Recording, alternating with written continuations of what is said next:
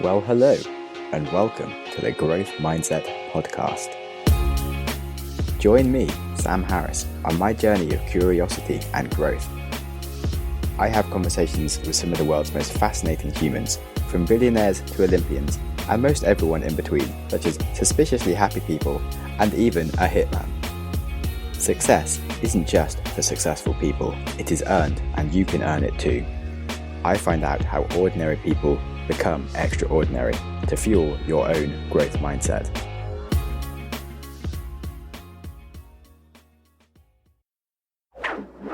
Welcome to the podcast. Today on the show, I have Gina Gardiner, who is a #1 international best-selling author, motivational speaker, empowerment and relationship coach, and transformational leadership trainer with over 30 years of experience.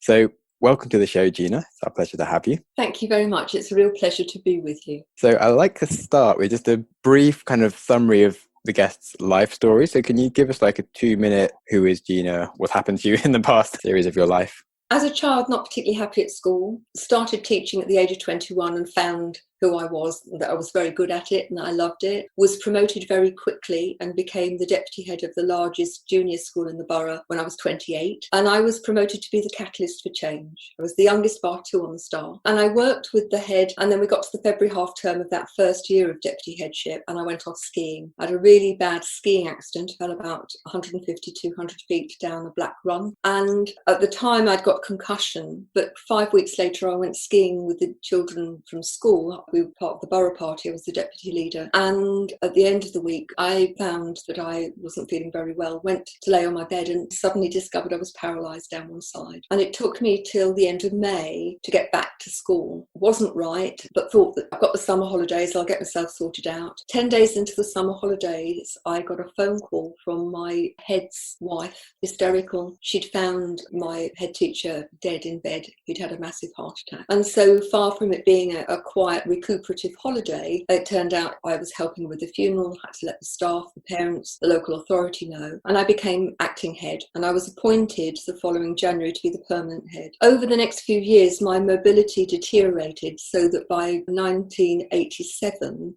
that I had to start using a wheelchair to get around school. In 1996, I sneezed and I ruptured a disc and I became completely wheelchair bound. It took me 18 months to walk to the bottom of the garden, and 3 months later I was sick and I ruptured a second disc. And again, I was completely wheelchair bound. And until 2004, I had a spinal stimulator fitted, an internal one. And I gradually have learnt to walk again. And my mobility is the best it could be, or has been since 1996, but I still use the wheelchair if I go into town or go travelling, but I don't use the wheelchair in the house or the garden. Now, there's been a huge gift in that disability, and that gift has been that I had to develop a way of empowering my staff and my pupils to take radical responsibility for their own performance and a shared responsibility for the team. Highly successful. We were on the best 100 schools in the country list twice during my tenure. We were one of the first beacon schools, and so then worked with dozens of other schools and hundreds of other teachers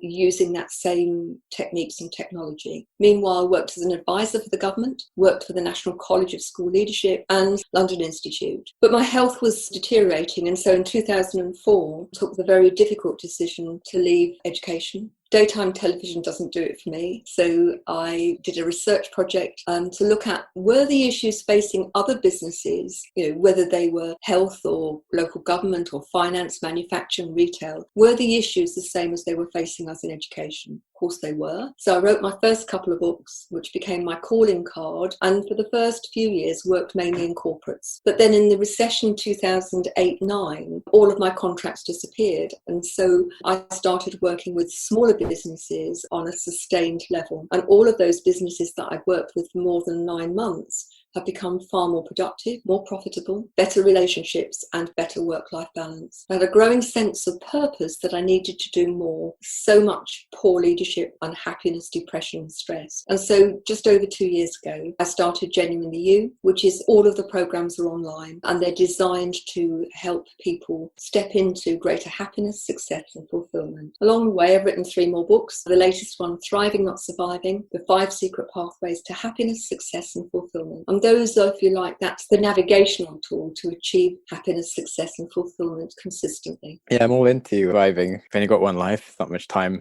in it anyway. You may as well spend it being happy rather than kind of plugging away to survive the next thing. We're the common denominator, aren't we? We take ourselves into our life every moment of every day, from the moment we're conceived until we die. So it just makes sense to make sure that we are the best we can be and to create a great relationship with ourselves, because that makes a huge difference. Yeah, I did like a talk into being like, essentially, you're the only person that's like reads the entire story of your entire life. You kind of get to experience the whole thing. You may as well make it an interesting story just for like the benefit of yourself. Like, even if you're not telling it to other people, if you have to sit there inside yourself watching it, like, make it fascinating. I think we are the author of our own life story. So why give yourself the part of a victim? Give yourself a great part and recognise that it's your choice, isn't it? Definitely. So backtracking to your accidents, I've had a few accidents myself where I've nearly died, and kind of interested to, how did you feel as it was happening, sort of the moment you started like sliding down the hill? I think one of those beautiful, beautiful days you ski, or people who listen. Yeah, one of my times when it died was skiing. The sun was shining and, although there was lots of snow, it was incredibly warm. And I was sitting on a mogul, and these were monster moguls, 6 foot tall. And I'd just joined my friends because I'd had a previous fall and it'd taken me a while to get there. We were all sitting like elves on a mushroom, each of us sitting on our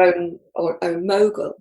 And it began to slide. And initially, I just thought, well, if I rocked my boot in, and I didn't have my skis on, fortunately, that I'd be able to stop myself. But what happened is I rotated out and there was nowhere to land, so I kept bouncing and I very quickly knocked myself out. And so the last thing I remember is hearing a scream, which I recognised must have been me. But in terms of what it was I feeling, I think it was so quick. I didn't have time to calibrate what I was feeling. It was instant panic and then darkness. The actual sort of the moment of things happening have generally been pretty quick for me, but then I've always had like a bit of a window afterwards where I was like, oh, well, you're definitely going to die, but I have like 2 minutes of just sort of lying there being like, oh wow, well, that was life, interesting. It's been a very weird experience. So for example, when I suddenly had gone up to my room to lie on the bed, this is when I was on the second trip with the children, in this time in Switzerland rather than Austria, and I suddenly found that I was paralysed down one side. I couldn't move one side of my body at all. I think then, because I was fully conscious and I didn't want to frighten the children, and so I had to wait till somebody came to see how I was. Then I was very conscious of how the feelings, and just absolute panic. I think you can rely on your body and suddenly it's not moving and you don't know why, and a whole range of emotions went through my head at that time. And as I talk about it, I can feel those emotions. They were so strong that even all of these years later, that they still have the capacity to trigger me. But it's interesting, isn't it, that we take life for granted, just bobbing along really, and then something significant happens and our perspective shifts. It's like, oh wow, my life could just like end at any moment. Crikey, I just walked through life not thinking about this. And I think particularly when that happens when you're young, I think, if you're towards the end of your life and you're elderly, and there's almost an expectation, well, it's coming any time now. But you think you're invincible when you're young. You think, I've got this 7 score years and 10 or whatever it is. This is never going to happen to me. It happens to other people. And then you're faced with your own mortality, and it really hits you on the nose, doesn't it? Yeah. It's really strong. Were you worried that like the other half of your body was going to stop moving, and like what was you sort of thinking exactly besides just being scared? I think it was, how will I manage? What will I do? Is this going to be forever? And, I was very lucky prior to the ski accident. People's nickname for me was Tigger, because I used to bounce around with so much energy and do everything at breakneck speed. And suddenly I was faced with, my body's not working. And if I fast forward, I had to use a wheelchair. I resisted it. And I should have gone into using a wheelchair to get round school much sooner. But I was so worried, what would people think? Would the children take any notice of me? Would the staff be different? Would the local authority think that I was able to do the job? Would the parents think that I couldn't do the job? And I resisted it. And it all came to a head. It was the summer holidays, and I'd gone with some friends to the gardens at Wisley. I'm a very keen gardener. And I managed to walk from the car to the kiosk where you bought the ticket, which was in the car car park. By the time I walked to the kiosk, I couldn't walk any further. And they actually had wheelchairs for hire, and I wouldn't use one. So I sat in the car park while they all went round the gardens. And in that 2.5 hours while they were gone, I had one of those aha moments, which was, you are cutting your nose off to spite your face here. You don't want to get in a wheelchair. You're so worried about what other people will think that actually you are limiting your life. As it happened, the following day I was rushed into hospital and I was there 4 months. And when I came out, I had no choice but to use a wheelchair. And what I realised is that all of those fears, all of that, what will people think, what a load of cobblers it was. Because nobody batted an eyelid other than wanting to be helpful. I mean, occasionally a child would say, why are you in a wheelchair? And I'd say, my legs don't work very well. And they'd shrug and they'd toddle off. The staff only wanted to borrow my electric wheelchair and go in the hall and play wheelies. And so far as I know, the parents may have talked at the gate, but they never ever said anything to me or the authority. And we all do it, don't we? We worry, what will people think if I do this or don't do that? And for the most part, people are so busy doing their own thing, they don't give a toss. It's a bit like sharing my story. For many years, I didn't talk about my story. It was almost like the elephant in the room. But I recognised that by talking about it, that hopefully it will give other people the opportunity to think, might not be in a wheelchair, but if I've got limiting beliefs about myself, if I think I'm not tall enough or not clever enough or not rich enough or I'm too young or too old, that limiting belief, that is your ability. You carry that around with you. At least for me, I can get in my electric wheelchair and I can wheel off. Always, I have to tell you, at full speed. I'm only limited by the way that I think. Exactly, growth mindset and fixed mindset kind of issues. If I may, I'd like to share an event in my life which was really pivotal about this business of limiting ourselves, having beliefs that we allow to keep us playing small. So I've run my school. It's been very successful. I've worked in all of these roles, not all at the same time, but when I was a serving head. And when I left headship in 2004, one of the things that I wanted to do is I wanted to learn about neuro-linguistic programming, NLP. And so I became a master practitioner. And I also, although a qualified coach already, I did a qualification in NLP coaching. And so I decided I was going to go and see as many people using NLP as I could. And I ended up in the Excel Centre in London on a Tony Robbins course. And I went very cynically, thinking, American hype, yeah, it'll all be razzmatazz, but no substance to it. How wrong could I be? There were 10,000 people on the course. That in itself was gobsmacking. And the first day he started to talk about a program that he was running in California. And I just dismissed it and thought, there's no way I can manage that. I hadn't got a travel electric wheelchair in those days. And I thought I couldn't do it on my own. And so I just dismissed it out of hand. That evening we did the fire walk. And the fire walk is when you walk on hot coals in bare feet. And if you're in the right mindset, then you don't get burnt. Please don't try this at home. You need to do this under very controlled circumstances. But despite the fact that I'd worked all over the country for the government, when I worked with them, I'd had a taxi which picked me up from home. Same taxi driver would drive me to wherever. I'd go into the work. He'd pick me up and bring me home. By 2006, I'd had the spinal stimulator fitted about 18 months before. I could walk a very few steps unaided. But with support, somebody holding my arm each side, I managed to walk the 30 feet over hot coals in my bare feet, and I was thrilled. And I sat back into my wheelchair, and I was really chuffed that I'd managed it. The guy who came after me was a double amputee, no legs below the knee. He tipped himself up onto his hands and he walked across hot coals on his hands. I have no idea who he is, but what I realised in that, I was self-limiting. That night I went home and I booked my ticket and I booked my flight.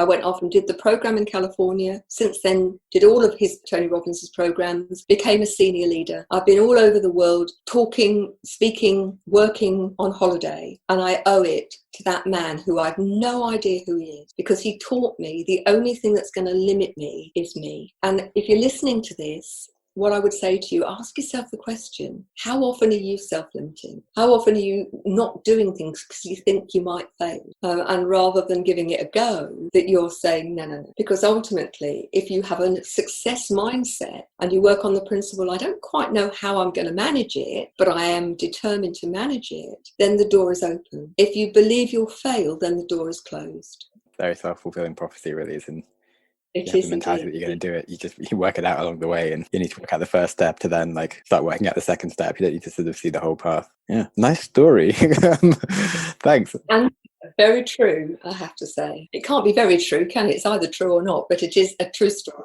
And what's interesting is I've told that story many times because I think it's so powerful. And many people have reported back that it's actually made them think differently and that they have become much more determined to give things a go rather than be frightened.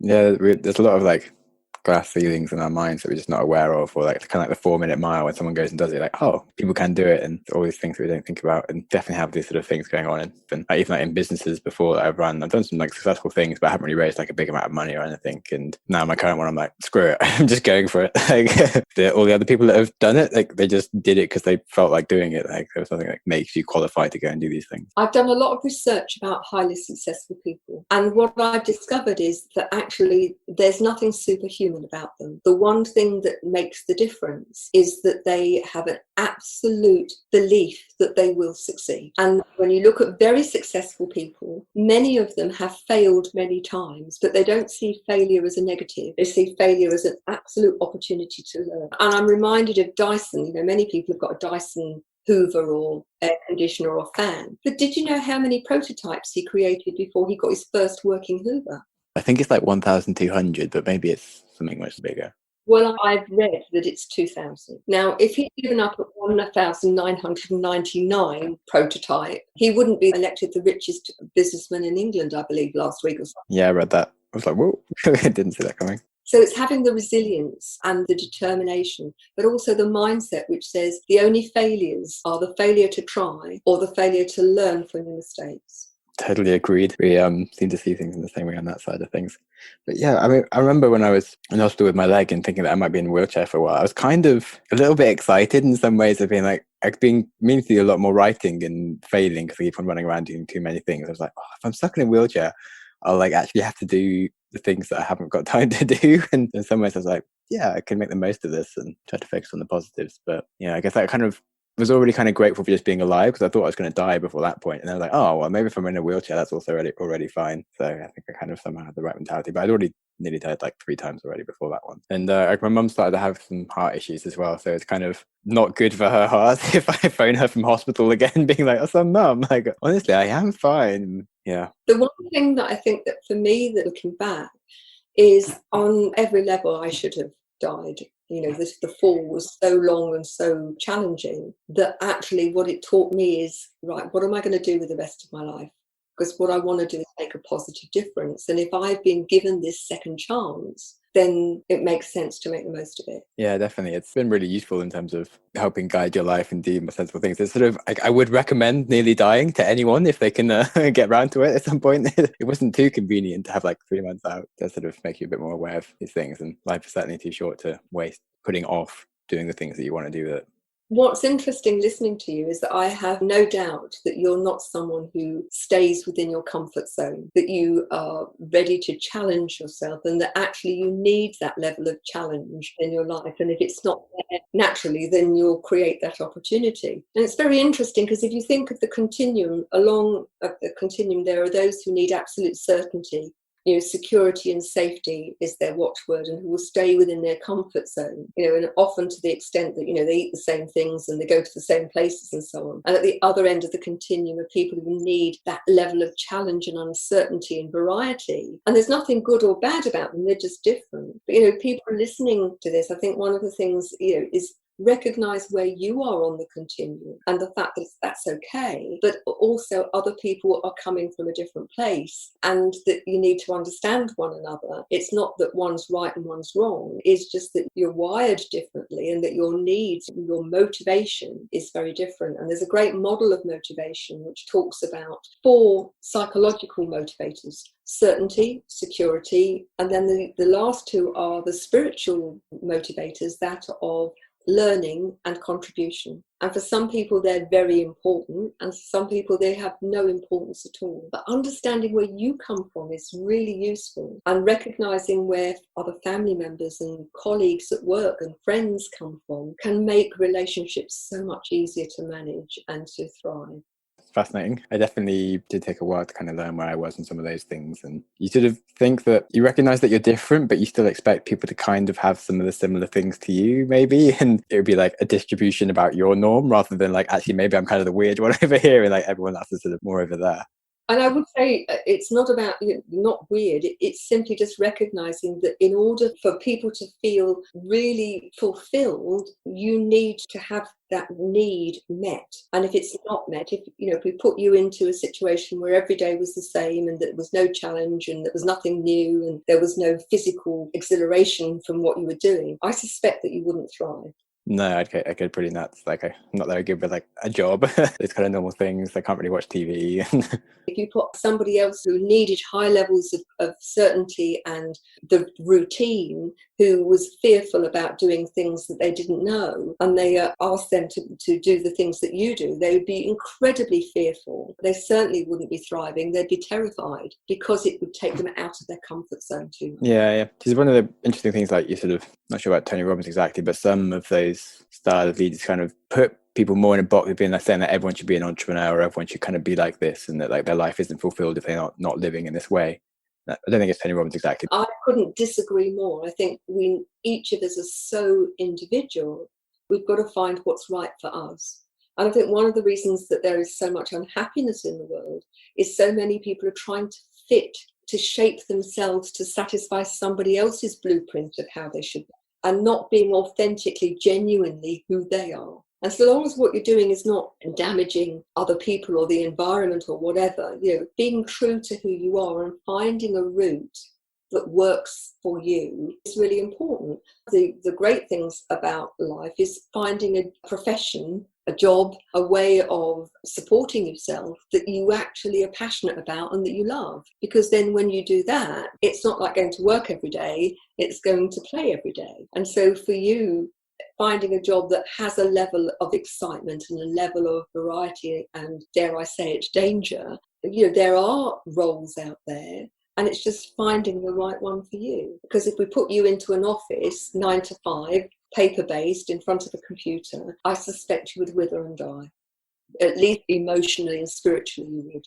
Pretty accurate. Thanks. So what about you? Where would you put yourself on this? Like, how did you sort of find where you were and what you needed to do to make yourself more complete? I think I was very lucky that I recognised, before I started teaching, I didn't know who I was and I wasn't happy. But I recognised very early on that teaching is something that intrinsically is part of who I am, and supporting other people and helping them grow and watching the aha moment and the development of other people is something that gives me enormous satisfaction and pleasure. And I've had the real privilege of doing that in the context of school, both as a teacher and as a head teacher. And then latterly in working with individuals, couples, teams and whole organisations. And I started genuinely just over 2 years ago to be able to impact on more people. And so my mission is I want to positively impact on 1 million people in the next 5 years, and to do that through enlightened leadership. So my challenge is no longer skiing down a mountain at breakneck speed. My version of the challenge is to do what I'm doing and help more people on a very significant scale, and to do that using the skills and techniques and the strategies that I've developed over the years. So if I tell you that 2.5 years ago I didn't have a Facebook page, I used the internet for research and emails. Since then, LinkedIn, Facebook, Instagram, I've had to learn to create videos. I've created these online programs, very used to delivering them face to face, not a problem. But the complexity of the technology, for me, that's been like climbing Everest. And I'm not saying I'm at the summit, but I'm somewhere in the foothills. And so I'm challenged by that. But when I look at what's been achieved with help, that gives me endless satisfaction. And I am determined that I am going to create a legacy where great enlightened leadership can make a difference. Enlightened leadership is not just about leading a big corporation, it's about leading your own life. So leadership for life means how you operate within the world, within your personal relationships, within your professional relationships, and what impact you're having. And so my view is every word that you utter, every action you take, or lack of words or actions, leaves a living legacy. And so many people use their words unkindly, and as they do that, they're leaving a negative legacy. So for me, it's all about taking radical responsibility for everything you do and being sure that what you do actually is making a positive impact. I think I really agree with the whole philosophy of it's not just about having like a leadership business legacy. It's just sort of a legacy of having enjoyment on the earth and making other people happy kind of thing. And something I've really looked at in this podcast is not just people who are successful by the normal metrics of like being a billionaire. I mean, I've interviewed some billionaires, but also some people that are just really happy and maybe they got a bit of success, but then they're like, actually, all I need is a nice house and like to be able to like live in Costa Rica and have a fun time and play with my dogs, and it kind of stopped. But are living like a brilliant life in terms of happiness and enjoy fulfillment every day. And you're like, what is the thing that we strive for? Because of you've said like people kind of aim for this thing that we see on social media and other things like on Instagram. People want to be exactly like the people that they know, even though that might not be what makes them happy. And half those people aren't even that happy anyway. You only see like the happy part of their lives where they're smiling and you don't see everything else behind it. It's really odd. I mean, I think there's another pandemic, not just COVID-19, and that's comparisonitis. Comparisonitis means that, you're constantly comparing your physical body with the photographs in the media that have been airbrushed and people who've had surgery. And for me, happiness is absolutely your choice. And one of the problems for people is that they've got the I'll be happy when syndrome. So I'll be happy when I've got the big house and the good job and the big car, and I've got a partner who's perfect and doesn't leave the top of the toothpaste or the toilet seat up, and I've got kids who tidy their bedroom without being nagged, and the dog is perfectly behaved. And we create all of these criteria, and I've got to have this and this and this. And as soon as one is satisfied, we put another one on the end. The problem with that, of course, is that happiness is always in the future. It's never in the now. Now, if you choose a different way, which is I'll be happy every time the sun shines, or every time it rains and I can appreciate the fact that it's watering the garden, every time I have a nice cup of tea or a hot shower, every time somebody smiles at me, every time the cat or the dog makes me smile, and that we create happiness, the conditions for it are very easy to not only achieve but to appreciate, then you can be happy a great part of the time. Now, does that mean that you're walking around with a big grin on your face? No, it doesn't. But what it does mean is that you're giving yourself the conditions of happiness and making an active choice. And when you do that, then the quality of your life changes. You don't have to wait to go to Costa Rica to have the lovely house. You can be happy where you are if you choose to be. It is absolutely your choice. And even on the deepest, darkest days, there are still things to be happy about. Definitely. Okay, if you're not dead, there's usually something to be grateful for. There is a happiness technique that you can use, which is as you wake up in the morning, before you get up, hands on hips, waggle your elbows. I can't feel my chin. It's a new day. Can't feel my coffin. Today I choose to be happy. And because it's so ridiculous, it makes you smile. And starting the day on a smile is not a bad thing, is it? No, it's definitely the best way. Cool. I'm going to try that. I need to like maybe put a sign next to my bed for when I first wake up to make sure that I remember. Yes. So some people call it the funky chicken. Some people call it the penguin. Other people I know have called it the ostrich. Call it what you like. But the whole process is about starting the day on a really positive note. Cool. Yeah, it is like I do get a bit confused by it's kind of all within your mind in terms of you kind of decide to be happy, but when you're around some people and it just sort of happens so naturally, and then other people you have to really like try, and it's a confusing one. Well, it's interesting because you have people who I call energy hoovers. They're people who are very negative. They are cup half empty. They will dwell on problems. And I would say to you, you either need to limit the amount of time you spend with those people, or you need to imagine yourself in a golden bubble and protect yourself so that anything you want to go out of the bubble can, but that their negativity is a bit like throwing eggs at a riot shield and just slips down rather than you internalizing it. They say that we are the sum of the 5 people we spend most of our time with. And I think that negativity is like a virus, it's catching. The research shows that when something goes wrong, we tell on average 37 people. Now, added to that, it's a bit like Chinese whispers. As we tell each person, it gets embellished and it becomes more and more of the focus. It takes on a life of its own. But in contrast, the research shows that when things go right, people tell on average 5. Now, how would the world be if it was the other way around? Now, I don't use my 37 up, and I suspect you don't either. Negativity is catching. So for me, I've survived and thrived because I focus on what I can do rather than focusing on what I can't. So when I came out of hospital, after one of the 2 big surgeries that I had, where I had failed back surgery syndrome, I was back at school 4 days later. Because if I stayed at home and somebody hadn't filled the kettle and left out a cup, I couldn't make a cup of tea. I had daytime TV and I could read. They were the 2 things I could do. I have to tell you, daytime television doesn't do it. But I could go to school. Somebody could help me into the taxi and help me out of the taxi. I could go to school and I could run my school from my office with help in terms of physicality. But my mouth worked, my brain worked, my hands worked, and I could do something that was useful that I loved. I mean, 5 months after I came out of hospital, the consultant said, you might think about you going back a couple of hours a week. And I just laughed because I'd been part-time for 3 weeks and then full-time thereafter. And that was because for me, and I'm not saying that would work for everybody, but for me,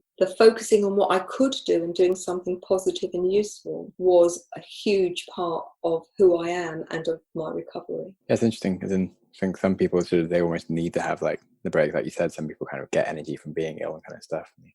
People, when they're very tiny, most of our beliefs come from when we're small. What I suspect has happened is parents were busy, and then when they said they were poorly, suddenly they'd got their parents' attention. So then they did it more and they got more attention. And so that's become a pattern of behaviour. And 95% of our thinking and our behaviour is habitual. So people who feel that the only way that they are noticed and valued by others. Now, please don't think there are lots of people who are ill because they're ill, and that's not the case. But there are a percentage of people for whom being ill means that they get attention, they have a value that they don't have when they're in the same way. There are some people who believe that their only value is when they're doing something for somebody else, rather than recognising that actually you're enough as you are. That, each of us is a human being with experience and creativity and uniqueness, and that is actually enough. We're not broken. But for many people, that's something that they find difficult to recognise. Just a few things on like school. What was it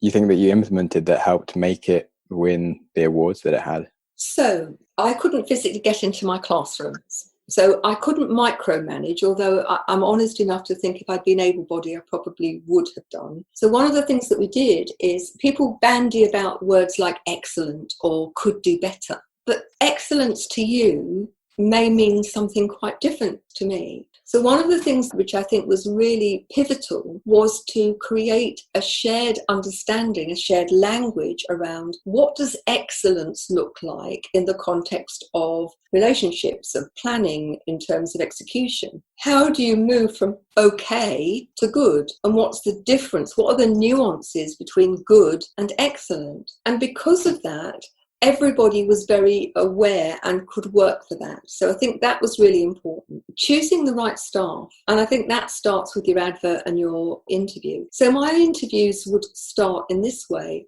And I'd say to people that this is a two-way interview. It's just as important for us that we get the right people as it is for you to be in the right place. So if you don't want to work hard, if you're not a great team member, if you're somebody who's moody, if you're somebody who doesn't want to learn and share that learning, not the right place for you. So if you don't want to do any of those things, then now's the time to walk away. Nobody ever did. But it meant if somebody was appointed and then let's say they were moody on a Monday morning because they'd had a heavy weekend, I would very quietly go up to them and say, do you remember the conversation we had? And they'd look at me blankly and I'd remind them of the conversation and say, we don't do moody here. Go out and have your heavy weekend, but don't come in grumpy on a Monday morning. So it was holding to people to an agreed, explicit set of expectations. This isn't about telling people off. It is about helping them to recognise that there's a better way and that they want to do it in that better way. That's a really important part of enlightened leadership, in my opinion. Yeah, it's so hard to tell people and to get them to improve when you kind of want to just tell them what they've done wrong, but then like all they want to do is sort of fight back and say why, and you're like constantly getting that wrong myself, and what's the way to improve it? Many of us work on the principles that we want not only to be right, but we want to be seen to be right, because in doing that enables us to feel good about ourselves. And part of my role was to build people's sense of self-confidence and self-worth so that they were open to the whole learning environment at every level. And as I say, the only true failures were you don't try and you don't learn from your mistakes. Because if you think about it, when things go right, we don't actually learn a great deal. But if we're open to it, when things go wrong, you have the opportunity to learn a huge amount. And having an environment where people could develop and grow and make mistakes safely, I think is really important. And giving people an understanding of what success looks like, what it is you want, and why is that so important, rather than do it because I tell you we need to do this because, and having a really strong reason why.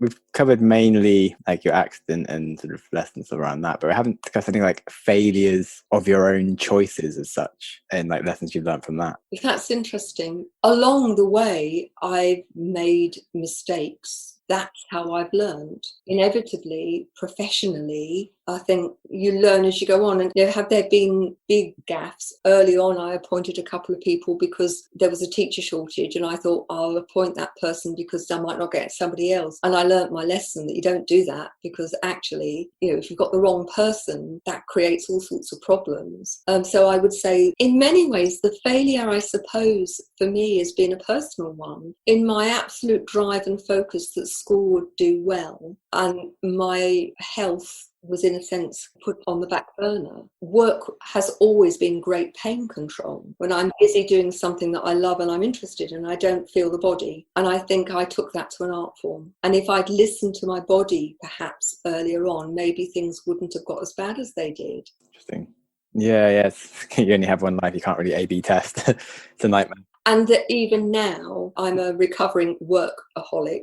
There are days when I get it wrong and I suddenly turn around and I've done a 15-hour day and I wonder why I hurt. Because as soon as I stop, the body says, aha, now it's my turn. So I think that for me was a big learning. And it was interesting that I was on a course, this is probably only 10 or 12 years ago, and we were doing core values, and I'd done core values time and time again, and suddenly discovered that health wasn't one of my top values. Now, given my situation, you would have thought that would have been top of my list. It's now, but it wasn't then. So it's not surprising that the way I dealt with things didn't put health into that particular arena. So I would say that is something that has been a hard lesson. And the other is that I still struggle with asking for help. And I was given a very salutary lesson. I was in America on a course, and I was working with the body, and we were talking about asking for help. And I was upfront and said, I find it a bit difficult to ask for help at times. And his name was John, and he said to me, he was really cross with me, do you like helping other people? I said, yeah, I love it. He said, does it give you a sense of satisfaction? It does. He said, then what right have you to stop other people having that same satisfaction? How dare you? But the course finished and I'd set aside a couple of extra days.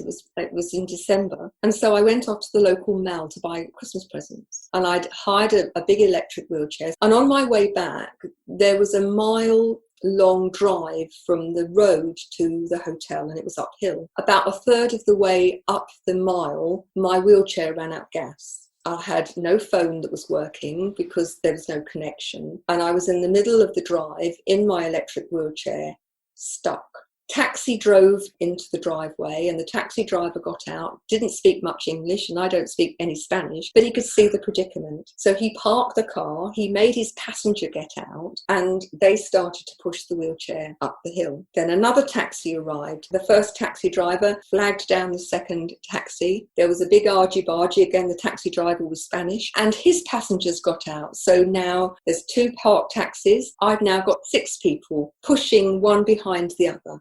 By the time I got to the reception of the hotel, there were 17 people pushing my wheelchair. Everybody was laughing in absolute hysterics. We had become a complete spectacle. And I learnt the lesson, ask for help, because generally speaking, people are very pleased to give it. And if they say no, then don't be emotionally attached to the act. That's such a cool story. Kind of feel jealous that I wasn't in a taxi at the time passing by to join the Congo. God, it was so embarrassing. It taught me a lesson. That's great. I'm kind of feel like I'm going bad myself. I don't know why. I'm like, whoa. Oh dear. That's cool. Yeah.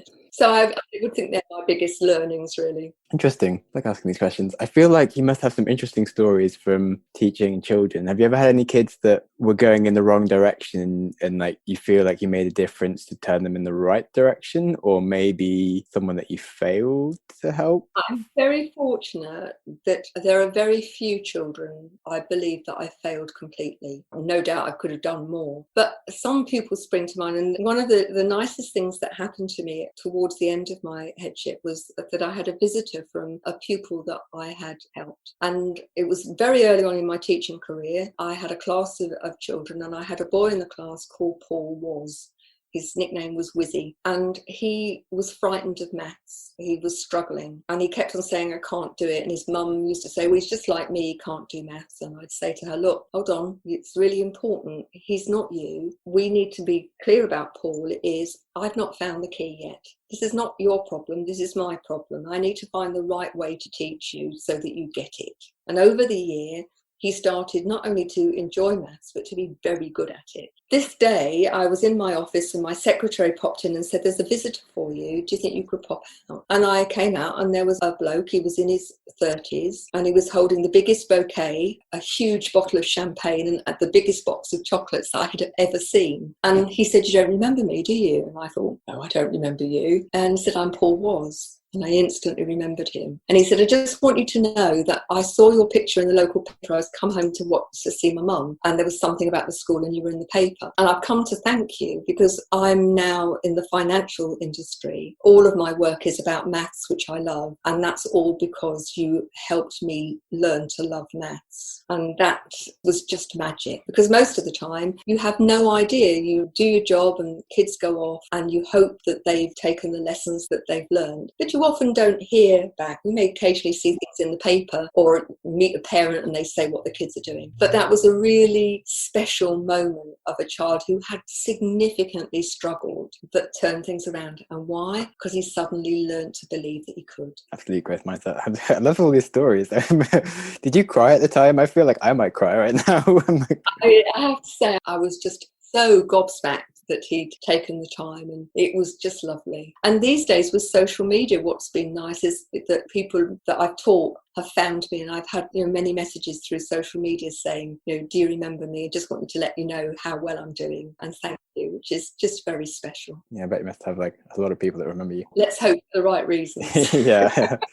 I was very strict, I have to tell you, but lots and lots of praise when people did the right things. Awkward one. Did you find being a head teacher sort of difficult, that you always kind of had to have like a bit of a hands-off, like you can just be kind of like mates with people, if you know what I mean? It's an interesting question because many of my teachers have become very good, close personal friends. But I think one of the things for me, integrity is incredibly important, and part of integrity is about fairness. And so one of the things about having close friendship relationships with staff was so that they also knew that that didn't actually garner any favours, that they would be treated in school. It was a professional relationship that was based on everybody being treated fairly. Out of school, then it was a proper two-way friendship. And if I tell you I've gathered 8 godchildren, and all of my godchildren are children of people that I've taught with, that'll give you some indication that the relationship has been sound, but not at the expense of people who were not close friends feeling that they were being treated differently. That was very, very important to me. Yeah, it's a hard one to manage. And you think like people can potentially get lonely if they always have to like keep people at a sort of a distance? I just think you need to be authentic and genuine about what the rules of engagement are. So people who were in the school that I became friends with already knew how I operated. My deputy, who later replaced me, we taught together in my first school, and she started off as a part-timer in my school when her son was little. But part of the interview process was, we need to talk about this in terms of how, if you're appointed, how we're going to manage, the fact that you are a friend. First and foremost, you'll only get the job if you're the best candidate, and we've got to be very clear about that because it has to be seen to be fair, upfront, open and honest. And I think because that's the way it was handled, there was always a sense that this has been done openly and for the right reasons. And of course, because I only ever appointed people that I really thought great, they then very quickly proved their worth to the rest of the staff, so people could see that they'd got it on merit and not because they knew me. Cool. Well, thanks. Yeah, kind of running over time a bit now, so I'll do some wrap-up questions. So 2 things I'd really like to ask. One is, what is one of your earliest childhood memories? that's quite distinct? It's not a very nice memory, actually. I had measles when I was 2.5, and I had to have 3 operations on my eyes as a result. So one of my earliest memories is being wrapped very tightly in a blanket and making a lot of fuss while they took stitches out of my eyes. Crikey. Well, there we go. Glad I asked. But if you want a pleasant one, we lived in Manchester. My dad worked over the Manchester Ship Canal, and I can remember going to wait for him, and he came across on the little boat that a man rowed across the Manchester Ship Canal, which cost a penny. And I can remember going with my mum and my elder sister and waiting for my dad to come across on the penny ferry. That's interesting, kind of have insight into sort of life back then, because the world changes so fast. Lastly, what's the kindest thing someone has done for you? Oh, goodness me. There have been lots of kind acts. I had 2 head teacher friends, and they would consistently, when there was a meeting, come and get me, put me in the car, take me, bring me back. And one of those would pick me up at the weekend to go and have a break at the weekend, because without somebody helping me, I was completely housebound. And the consistent kindness of those people over a period of time, until I was able to walk enough to have an electric wheelchair in my car with a hoist, and I could walk from the front seat down to the back and stand long enough for the chair to come out. So we're talking about a period of 5 or 6 years that they consistently thought about me and made sure that if one of them couldn't do it, that they'd phone the other and the other could do it. That has meant such an enormous amount to me. And I think it's when people take the time to ring, or they notice that perhaps you're a bit down. And yesterday was a nightmare with technology, and somebody happened to phone me, and very unusually for me, I was extremely stressed. I don't do stress, but technology is the one thing that can really get me going. And I had some deadlines to meet, and the technology wasn't helping. And we had a conversation. Anyway, they phoned this morning to say, "Are you okay? Have you got it sorted out?" They couldn't help me with the technology, but they were just checking up that I was okay. And that sort of act, seemingly little, makes a huge difference. And, I've got very good friends and very good family who really take the time and trouble to think and to be kind and careful. And I appreciate that. That's lovely. Thanks. And any parting words of most important advice for what to do with your life and these things? I would say to you, whoever's listening to this, you have one life. Life isn't a spectator sport. Grab it. Take the opportunities and learn that when you're uncomfortable about stepping out of your comfort zone, recognize that the minute you do step out of your comfort zone, it expands. So it's about recognizing that you feel fearful, but instead of being fearful, just recognize it as it's something that's unfamiliar. And as soon as you start to do it, that unfamiliar becomes familiar. And that if you need help, reach out. There are people there who can help you. You don't need to struggle on your own, because you want to make the most of this life. It's an amazing opportunity, so don't waste it. Thank you very much. On that, it was my absolute pleasure having you. And stay safe. Thank you very much indeed. And if people want to see, there's lots of free resources on the website, which is genuinely-u.com. And then there are also programs there. The books are there and they're on Amazon if people are interested. So I'd love to hear from them. Gina at genuinely-u.com will find me. Cool. Thanks a lot. And I hope people do reach out, because I think they've done a lot from doing it. Thank you very much indeed. Pleasure. I hope you enjoyed the episode as much as I did. My goal for this podcast is to help make people happier and wiser. And I'm also working on a few other projects in the podcasting space to achieve the same thing. I run the Wiser Than Yesterday podcast with a friend, where we read and discuss a great non-fiction book a week. Talk about things like philosophy, psychology, the economy, self-improvement, and business. Books such as The Black Swan, Anti-Fragile, Invisible Women, How to Win Friends and Influence People. It's a great resource. Most recently, I've been building an app, Syncify. It's really to level up your podcast experience. You can connect with your friends in the app and listen to the same things. So you can listen live in real time with each other, or create shared playlists and catch up at your own pace. You learn so much more by discussing ideas with friends. It's really silly to listen alone. You can also discover and share brilliant episodes with ease without having to try and recommend podcasts in different apps and just it all getting lost and confused. So it's also good for combating isolation and mental health. I personally find social media quite antisocial, and I just don't find it easy to reach out to friends to chat for no real reason, but I do love doing things with other people, and listening to the same content means that I can naturally talk about the same things, and it just gives me that friend time without going out of my way. So I really hope that it can help you, and I just would love you to try out the beta version and help us build this. And obviously do invite your friends. It's all about friends. So you can find out more about Syncify app by going to syncifyapp.com. Thanks for listening. Congratulations on listening to a whole episode of the Growth Mindset podcast. Before you race into another podcast, try pausing. Ask yourself, what have you learned? What could you change? How will you make that change happen? Did you press pause? Knowledge is useless without action. What did you learn? What should you change? And how will you make that change happen? You can tell us what you learned by contacting us through the website, growthmindsetpodcast.com. And feel free to connect with us or our guests, or just peruse the show notes. Our Instagram is @growthmindsetpodcast, or follow me @SamJamSnaps for a daily reminder to stop using Instagram. If you enjoy random acts of kindness and want to support the show, you can support us on Patreon or leave us a review on iTunes, and you'll make me very happy. And with that, keep learning and keep growing.